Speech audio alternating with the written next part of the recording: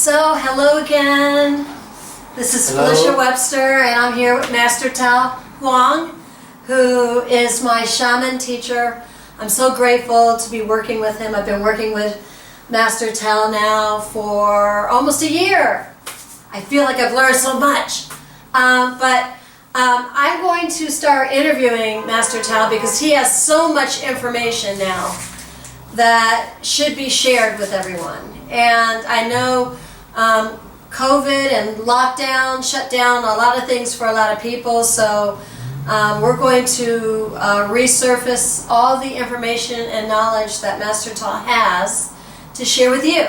So Master Tao, the first thing I want to talk about, I have told people that I'm working with you on a project called 15 by 15. But today, I don't want to talk about 15 by 15. I want to talk about how you got started being the shaman that you are. The energy work. We're not going to talk for a long time, but I just want I want the audience to know how you got started, how you became the master you are. I mean, you are so brilliant, and you have so much to share. And it's amazing the things that, like sometimes when I walk with you and you can see somebody walking and tell what their ailments are just by seeing them pass you by. I just want to share so much of what you know, and I know you can't tell everything in 5 minutes, but you can tell us how you began. When did you know you were going to be a shaman, and when did you begin to see your gifts? The very first time, I think I was 21. I've been doing Qigong practice in mainland China for like 3 years. So one of my colleagues, he says, one of my friend, she just had twins and her hip was misplaced. So we made a schedule, we're down there. All I did is I grabbed her 2 feet, maybe 10 minutes. So we finished. And without knowing why, I feel like all her sickness entering my own body. Oh boy. It is in that moment I feel like I was riding a bicycle. I was ready to drop down the ground. I was ready to faint, and it is in that moment all I feel is that there's a light come down from nowhere, enter my crown, entering my heart, and out. It is that time, and from that moment on, I was not afraid to give. Oh, that's wonderful. Yes. So when you were grabbing the feet, was it because of meridians or chakras? You're not sure. You just grabbed them. You didn't even know why. No clue. Just how could you know what you grabbed the very first time? You just automatically just grab something, Okay. So this is the first time. The second time, very significant. And the company across my street was agricultural research department. And the guy, he went to his hometown, and the company's car killed a farmer. Oh boy.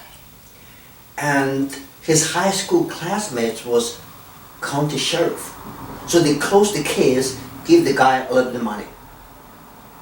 So what it happens that he stayed in his county sheriff's office, and on that night, on the third night, after the case was closed, he went outside and he felt something touched his neck.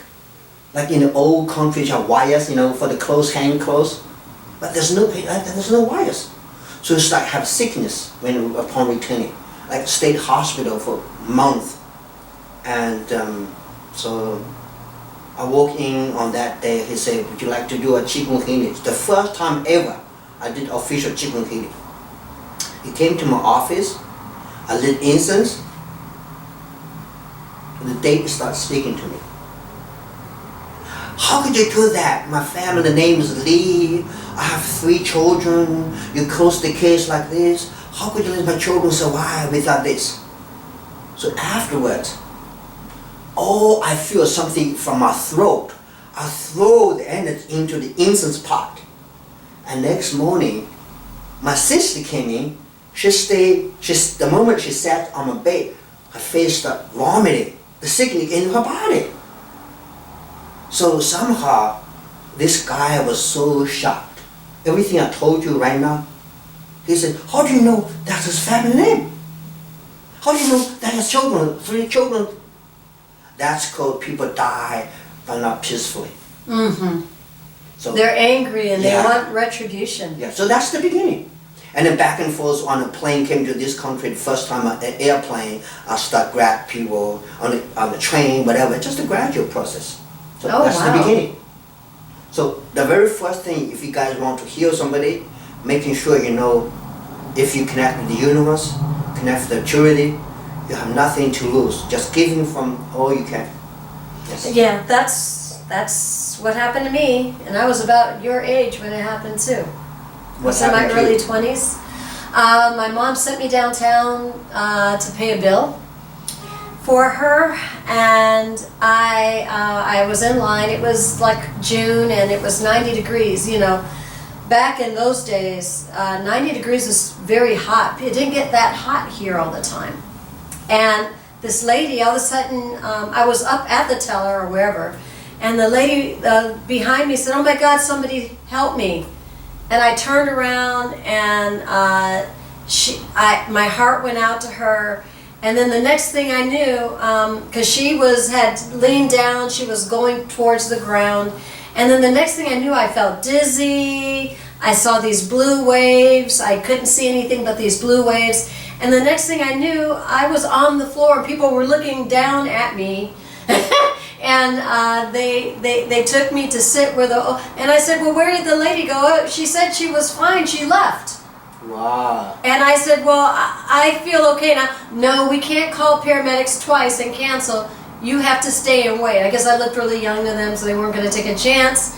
And the paramedics came. They joked and said, "What are you, some kind of health nut?" They gave me a bag of chips and then sent me on my way. You know, but I felt that there was something there that I hadn't even touched the lady, and you know. And then after I started thinking about it, and then I practiced on the family dog. And that, you know, we had this dog. He was part Akita, part Husky. You know, the big dogs, they start to get arthritis when they get to be a certain age, and he started whining when he was getting older, and I felt sorry for him. And one of my brothers had this crystal, and he was like, "Oh, you know, when people put crystals on their foreheads, they go crazy if they put it on too long." And I was like, "I'm not afraid." So he did it. He put this crystal on my forehead. I just laid on my bed and meditated, and the dog came in the room and stayed. And after that, the dog had no more problems. In fact, my younger brother couldn't understand. He used to sleep in my younger brother's room. After that, he refused to sleep in anyone's room but mine until I moved to LA. So the dog knew I did something. So, Beautiful. but Thank you.